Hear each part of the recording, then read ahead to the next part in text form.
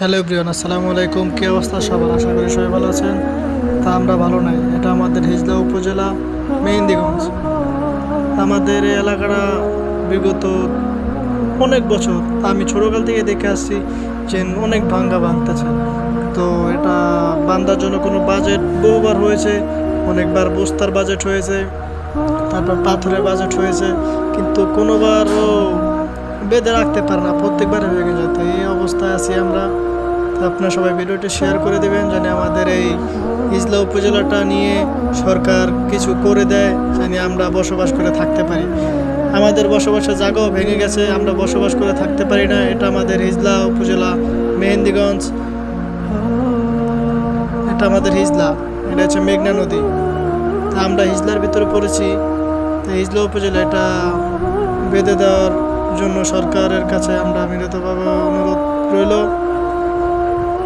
আপনারা সবাই ভিডিওটি শেয়ার করে দেবেন। এটা আমাদের মেঘনা নদী। সেই ছোটোকালে অনেক ছোট ছিল নদী, আমরা তখন সাঁতরা এপারে তো ওপারে যেতাম, কিন্তু এখন কত বড় নদী, কিন্তু নদী পাড়াইতেই এখন প্রায় মনে করেন আধা ঘন্টা লাগে। আর আগে 10 মিনিটে নদী পাড়ে যেতাম না। যা চলাচল করে, অনেক কিছু চলাচল করে, আমরা পারি না এই এলাকায় থাকতে। এখন আমরা দেশে থাকার মতো কোনো অবস্থাই নেই। মানুষ কয়বার ভেঙে মনে করেন ঘর করতে পারে। আগে তো মনে করেন 2বার ভাঙ্গা দিছি, এখন তার ভাঙ্গা অন্য জায়গায় নিয়ে ঘর করার মতো কোনো সামর্থ্য নাই।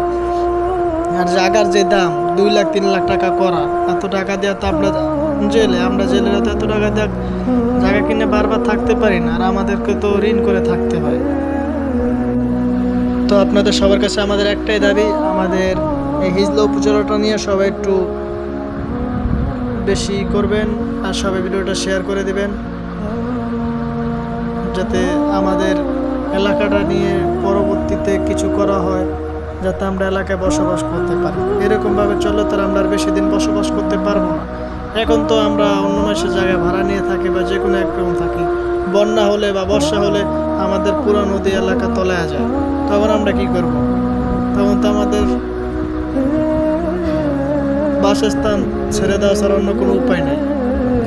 তো সরকারের কাছে আমাদের এই একটাই আবেদন, আমাদের হিজলা উপজেলাটা নিয়ে যেন কিছু কাজ করে, এই নদী ভাঙ্গা থেকে রক্ষা করে।